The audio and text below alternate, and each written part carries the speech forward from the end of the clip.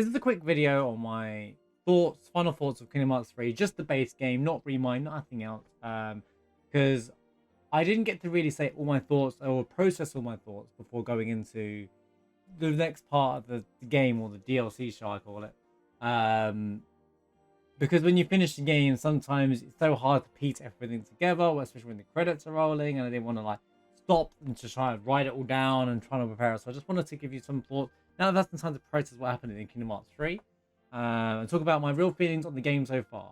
And overall, it's a bit disappointing. Overall, I am just a bit disappointed again. But let me get into why. I don't want to sit and start negative.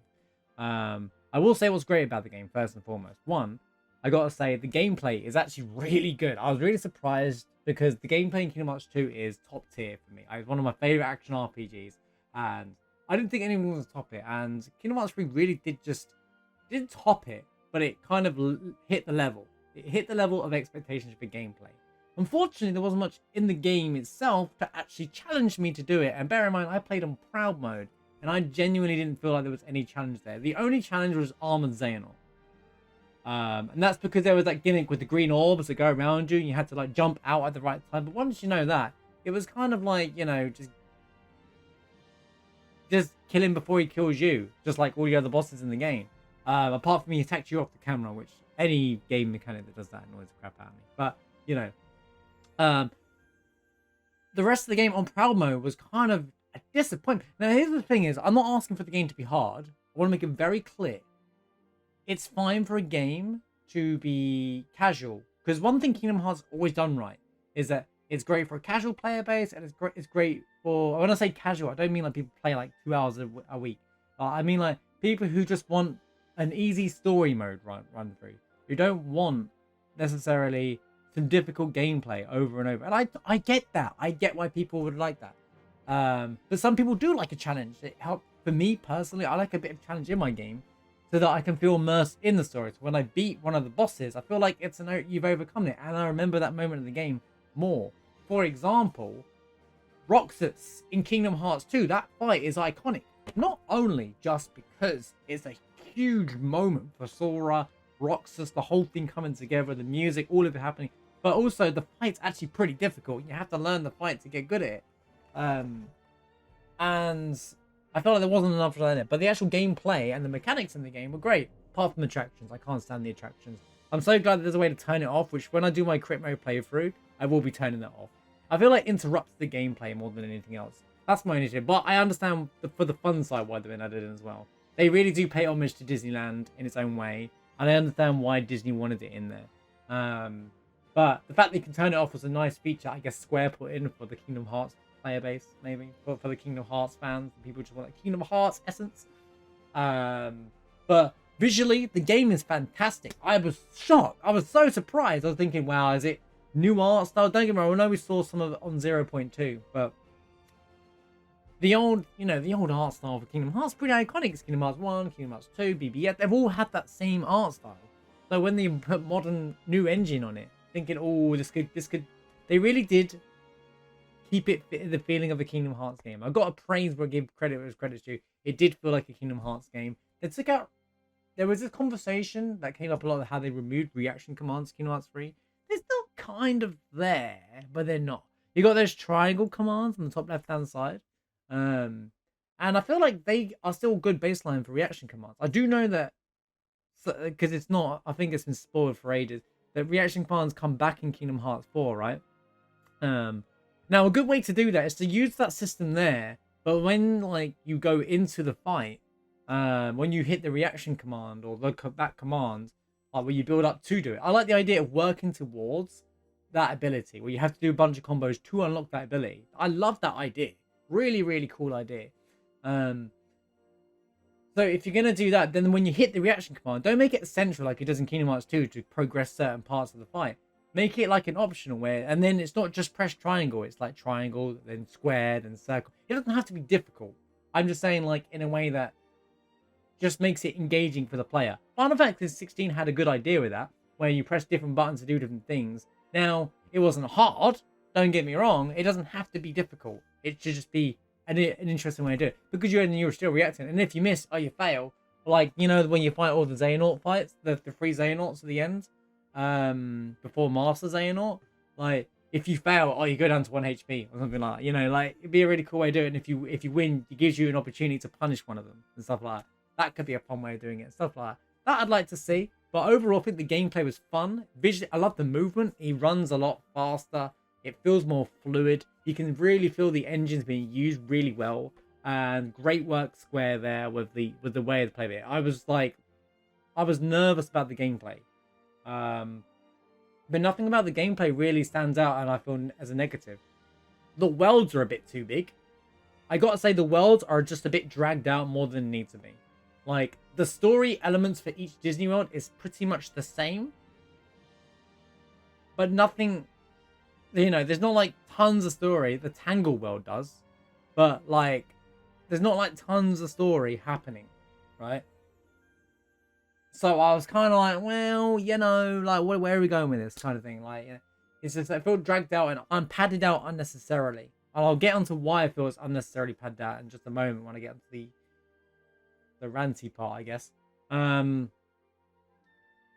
I did like some of the stories. I think the Tangle World was a fantastic story in its own little thing. Like, I think it was a nice story. It was a nice world, good characters in it. It actually made me want to watch the movie, kind of unironically, because I felt like the comedy and the humor parts used in the Kingdom Hearts part is probably similar to that of the movie. And one thing that Kingdom Hearts Disney Worlds have always done is kind of do that. They always make the funny parts also like parallels within the movie and still hit the mark. Big Hero 6 was a fantastic world, mainly because you didn't have to explore too much. I know there's a big city to explore for post game, but like there isn't much to do. I liked the Pirates World playing side. I liked that there was a challenge where you could race Luxord and like shoot him down at the same time, and then like, I like the open area thing. I got a lot of issues with the Pirates World as well, like the character designs just look bad. The voice acting's off, unfortunately. I hate, you know, I'm always a fan of voice acting or always support voice actors, and the voice director really just didn't do, you know, Keira Knightley's character. I know it's not Keira Knightley, but like the person she plays, it didn't do a very good job. She didn't even feel like she fit into the actual thing. And she's one of the main characters in the third Pirates movie, right? So I'm one of the main. She's like one of the most important characters in the third Pirates movie, from what I can recall. I don't remember too much. Also, they missed out great lines like I can understand you got really the where's the run, but I got a jar of dirt. Come on, that would have been a great moment. But no, you didn't bring the main enemy for the Pirates World until the very end, and Sora just met him for the first time. But Tangled Worlds and Big Hero 6 was fantastic, even though Big Hero 6 is actually Marvel. So I hope for that they don't go. I hope they do niche. If they go in the future and they do more Marvel, which I'm fine with, as long as it's niche Marvel. I don't want to see Captain America, Iron Man. I know some people might, but I don't want to see all the Marvelness. We don't need the Marvelness. We're good. Don't push the Marvel Cinematic Universe at us. Just keep it to the niche stuff. Like Big Hero 6 is effectively niche in the Marvel world, you know. When you say Marvel, you don't think of Big Hero 6. You think Captain America, Iron Man, you know, Endgame, that kind of stuff. You don't think Big Hero 6. So as long as it keeps to that and animated, maybe keep live action out of it and focus more on animations. And it worked well with Pixar. Like the animations looked great in Pixar. I felt like I was playing a Pixar game. It felt like I was playing a game where the Pixar characters are in my game, you know, and it like Sully looked like Sully, Mike Wazowski looked like Mike Wazowski, Woody looked like Woody, and it was done really well. And even the Disney characters, like you know, from Tangled and stuff, looked exactly like they would in the movie. But in the Pirates thing, not so much. You know, you could see it wasn't really working. Maybe they just hadn't played around with the engine yet. Maybe if they do use live action in Kingdom Hearts 4, they could like they'll have more understanding of the engine, or they might use Unreal Engine 5. We don't know. And especially with like how other games have progressed since then, with like Horizon Forbidden West and stuff like that, they might try to use those mechanics. Who knows? Down to Square, but honestly, maybe stop using pirates. You know, maybe we should move on from live action and just keep it to the animated side of Disney and even Marvel. You know, I'm down for that. So yeah, that's that. That's my feelings on that. But the world's, yeah, a bit padded out too much. However, The levels themselves are good. Some of the boss designs are really good. I spoke about Frozen. I spoke about Frozen in detail when I beat it. It's terrible. I think everyone agrees with me. It's really forced into the game, and it's really some of the worst writing in the game. In terms of a Disney World, I don't think that's on Square. I think that's on Disney saying, please don't villainize Elsa. Even though people, when I was playing it, I was being told by some of my Twitch chat that it was, well, she was supposed to be the villain. Now, I've seen Frozen once. She's not even a villain in that, so I don't know why she would be the villain. Maybe she could be the, the tragic villain that you beat her to save her, like you do in so many, like happens in so many movies, games, whatnot. But yeah, like something was missing. There was an arena that wasn't used. Like it was just a mess, like forced in. No one asked for it, and don't force it in again. Keep it. It really broke up the game, and it was the first time the game I felt a bit, yikes. But here's the thing. I was playing the game Kingdom Hearts, and I was like, okay, great, where's the story? And every time you beat it well, there was like 35 to 40 minutes of cutscenes sometimes. Sometimes it was, don't get me wrong, I like cutscenes, but nothing was happening in these cutscenes. And it's like, it's too much cutscenes. Maybe put some of the cutscenes in the part of the game. Like, Marluxia shows up, doesn't do anything. He's in the tank, doesn't do anything. He's not actually there. You don't fight him in that world or anything, or have like a one fight and then fight him again at the end. Like, none of the story pre the Keyblade Graveyard mattered. I mean, yeah, there was some bits about replicas. I mean, they covered some bits about the replicas, about Vexen changing, and all that kind of stuff. Although I'm still not on the boat that Vexen's fully changed. But it makes sense that the original part of the organization were on the original Vexen side, and the later are on more Zenmus's side. Then again, that plot point was never really done. One of the things that bother me is the story is just so poorly put together.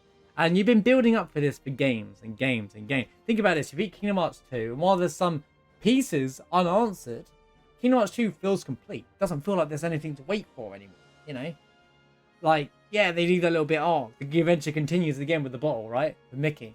But you could have ended the series there and it would have been fine. But obviously, people wanted more. But BBS came out, and then here's the thing: they introduced the main bad guy in BBS, which was a PSP game. Then you have BBS, we had BBS, we had DDD, we had 0.2. That's 3. There's Recoded. There's like some others. There's the mobile game, which I'm not gonna get into, and my issues with that, how they're doing that and putting important plot points in the mobile game. Like, if you're a Kingdom Hearts fan base, you're a fan of the mobile game, great. But look, I'm sorry. I got no problem with a Kingdom Hearts mobile game being a side platform game that has nothing to do with the main story. It just can expand on the universe, or it can just be the original Keyblade War that has nothing to do with the modern situation. But then there's a bit in the Kingdom Hearts 3 where all the characters' names here. I do want to shout that I thought it was nice for the community that they had all these names out and they were all users. So that was cool from the dev, but at the same time, we didn't need. You shouldn't force canon in a side mobile game that most people aren't going to play. You need all the story to flow on it. One thing DDD did is it recapped what it did. 2.8 did, because they might have added that into the PS4 prologue version, for all I know. As they did a good job of telling the whole story up to this point. And even Kingdom Hearts 2, if you didn't play Chain of Memories, really just kind of, even in a cutscene, covers Chain of Memories for you.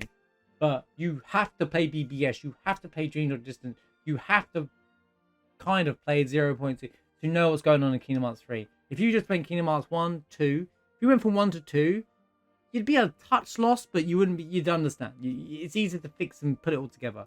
If you went from 2 to 3, you'd have absolutely no idea what's going on, and you'd be completely lost in the game. The entire story. Now, I wonder why people think Kingdom Hearts is a really confusing story. It's not actually confusing, at least for the most part. It's just people may sometimes only play mainline games and not interested in side games. Stop putting canon in side games. Maybe we live in a world of DLCs now, so this might stop happening, but please, Square, Disney, whoever is in charge of that part, you need to stop.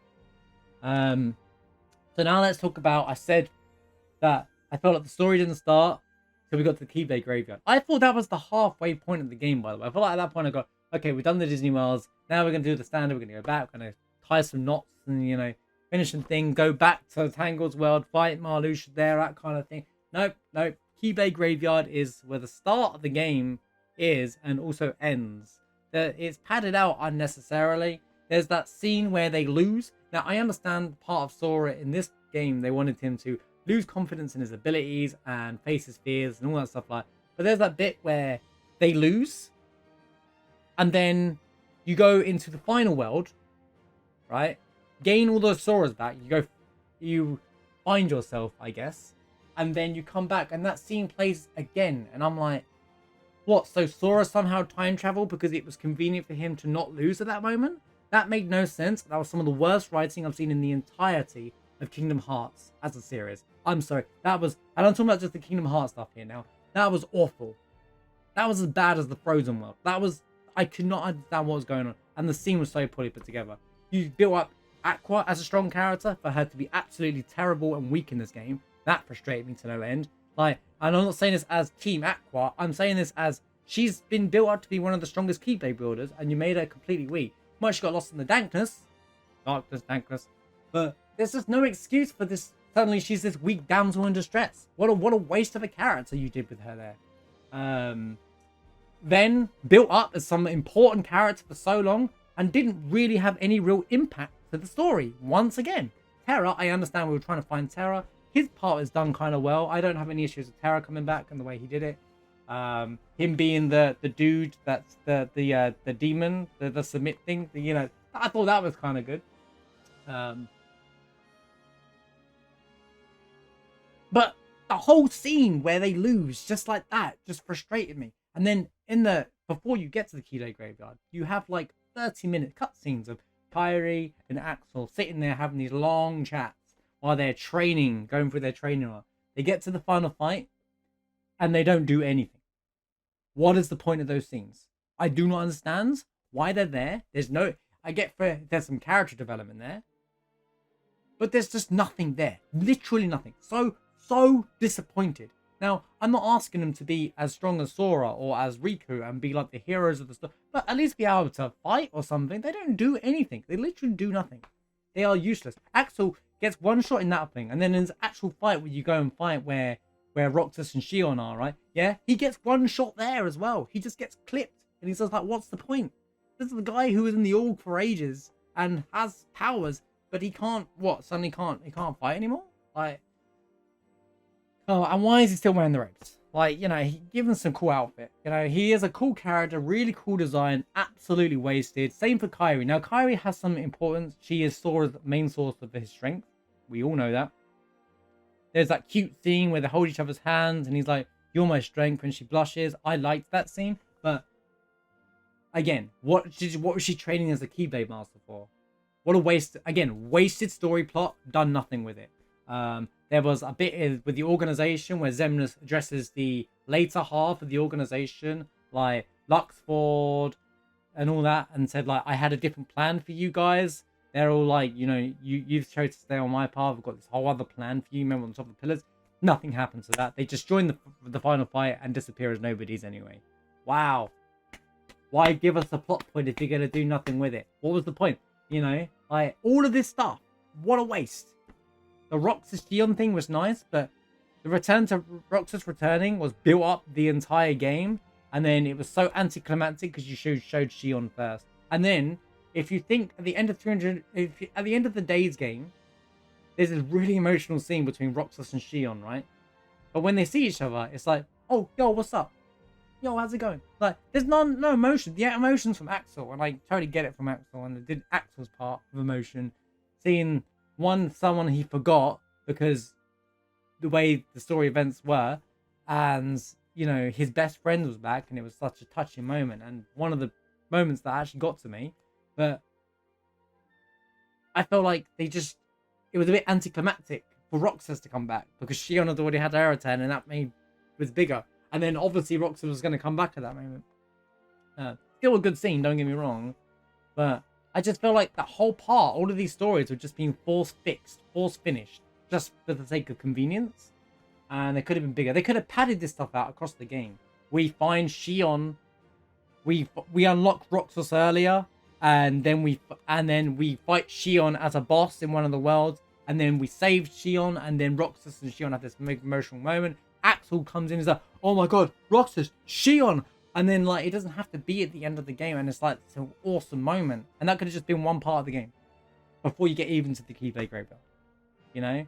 And it's the same for that. Same for the Aqua moment where you fight Dark Aqua, which I actually liked the fight, but the actual getting to that point of the story and how it was delivered, and then her losing to Vanitas annoyed the crap out of me. And I was like, are you serious?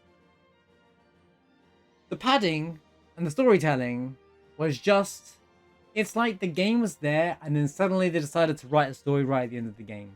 And that kind of stuff really frustrates me, especially when they've been building this story up for so long. And it's one of the things that frustrates me the most. And they just ended the game just like that. I felt like the game was just starting to get warmed up, and then the game finished. And I just felt what a waste of an opportunity. Like, absolute wasted opportunity there. I got sick and tired of seeing all the Xehanorts back. Look, maybe you're a fan of all the characters, but for me, give me some new villains. Give me some new villains. You know, Kingdom Hearts 2 gave us some new villains. Give us some new villains, bro. Like, what are we waiting for? Oh, let's just bring back all of the villains from all the past, and you conveniently fight them all, and then Sora conveniently has the energy to fight every form of Xehanort, and every member of the Org member, by the way, and not another single Keyblade wielder, who, even though they've done all their training, including Riku, can't fight any of these fights by themselves. I understand, as a player, wanting to do all the fights yourself, but it's just, the storytelling, extremely disappointing. And when you get to the point, you're thinking, wow, I've been waiting, this been big build up to take down Master Xehanort. And I was like, okay, don't get me wrong, the end of the game is nice, and the scene is nice, the Master Xehanort and Ericus kind of like finishing their chess game and stuff, like it was kind of nice tie up together. But as a game and as a storytelling, it just really let itself down here. And I can see why some people have issues with this game. A lot of issues with this game. The game plays great, but the storytelling is just all over the place, and it's just like, it's not even come close. There's more questions than answers, you know. Building up a character and then doing nothing with it is one of my biggest frustrations in any form of storytelling. Kairi, Shion, Rock, all the characters had a build up to nothing, and Sora was just useless for most of the game. Not as a player, as in terms of story. He was useless until the very end, where he conveniently can fight Master Xehanort.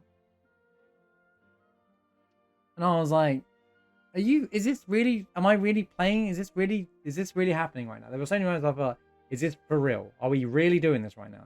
Is this where you're going? This is all before I touch Reminds, and I'm hoping there's some ties up here. There was no Final Fantasy characters, no Leon and the crew. Come on. They're the most essential. They've been in every main key Kingdom Hearts game up to date. They're some of the most important characters, at least for Sora, because that's his crew that he, you know, goes back and forth with. You know, there is contacts to help stop the Heartless and stuff from taking over. You know, like, I'm not saying look, it's a Square and Disney game. To remove Final Fantasy characters feels odd. I know there was some nods to Final Fantasy the City at NT. And it just felt like an advertisement for the City or NT. It didn't feel like it's put there. And obviously there's that Versus 13 thing. Well, Rexus Vex or whatever it's called. The guy that basically is Noctis. Come on. But he's not a part of the adventure in any way. At least for now. So I kind of just was very disappointed with the storytelling. The pacing was awful. It just went from nothing to everything. And then when it was doing everything, it went too quickly that you couldn't even consume it. All these big build-up and moments you've been waiting for Shion to come back in, and it was instantly just done just like that. And I was just like, okay. I liked the idea of multiple bosses in a fight. Don't get me wrong, cool idea.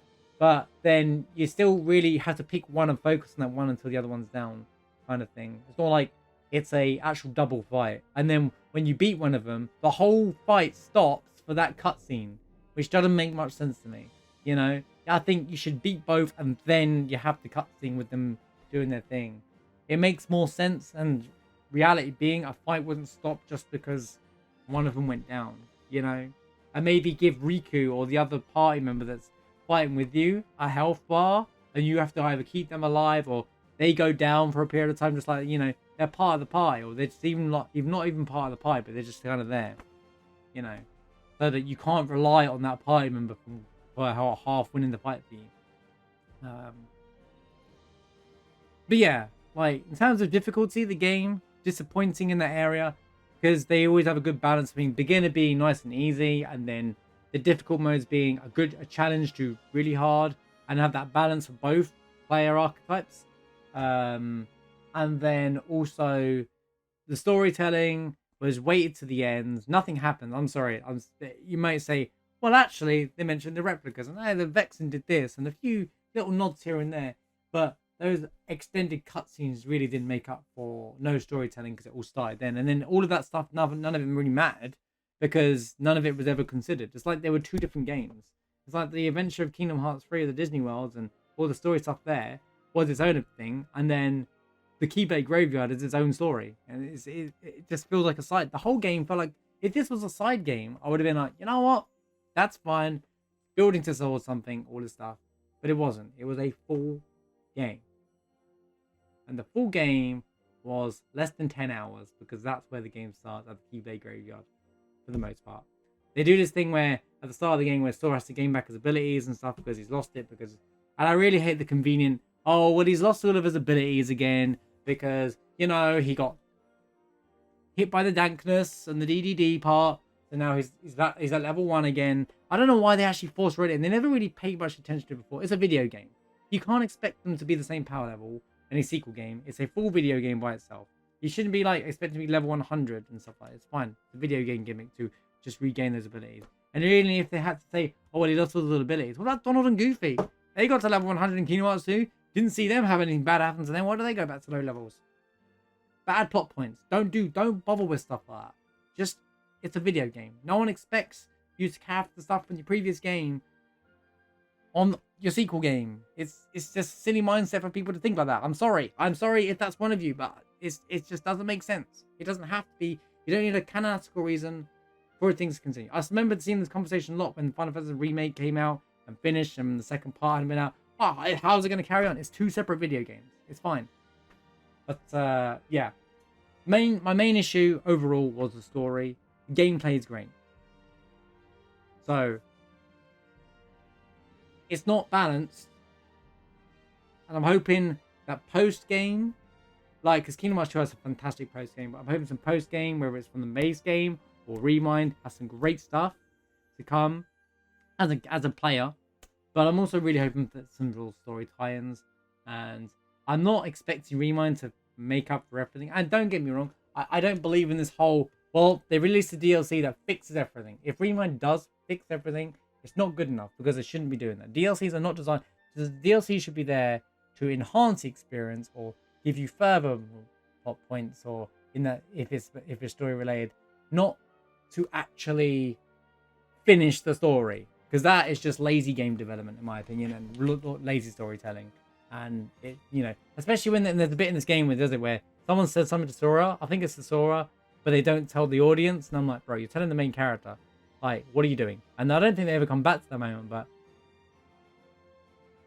that's just the most frustrating thing. Just say it, because it's still going to help the story. But yeah, that's my true feelings of Kingdom Hearts 3. A real disappointment in the story side of things. I'm really hoping to get some more enjoyment from Remind. But as a game, playing it, really fun, really enjoyable. I just enjoy playing Kingdom Hearts in general. But at the same time, I really want the story to actually go somewhere, and I don't want it all to be locked in a mobile game. And sorry, I didn't even mention it before I finish up. The Pandora's box thing, that Maleficent is just there, her and Pete looking around the entire game for, they keep going back to, and then doesn't do it until the secret move at the end where Zigbar is actually Lu Shu from the mobile game, and is like in a different form, which, I'm sorry, is not such a crazy reveal. I'm not even surprised. Am I supposed to be surprised at reusing another asset? No, of course not. The sense of humor is balanced out quite well, and he always seemed like he knew more than everybody else, but it still doesn't make sense because he was also Braig, so there needs to be some kind of like something going on there. But I still found it just a bit convenient. They never deal with the Pandora's box. Why bring it into Kingdom Hearts 3 if you're not going to deal with it in Kingdom Hearts 3? Whether it's if it's in Remind, we'll see. But if it's not and it's a Kingdom Hearts 4 thing, then do it in Kingdom Hearts 4. Don't do it in this part of the game just to set it up for waste of time. My true thoughts are that Square wanted to end Kingdom Hearts at 3, but Disney didn't want to. And, you know, some things have been forced to carry on.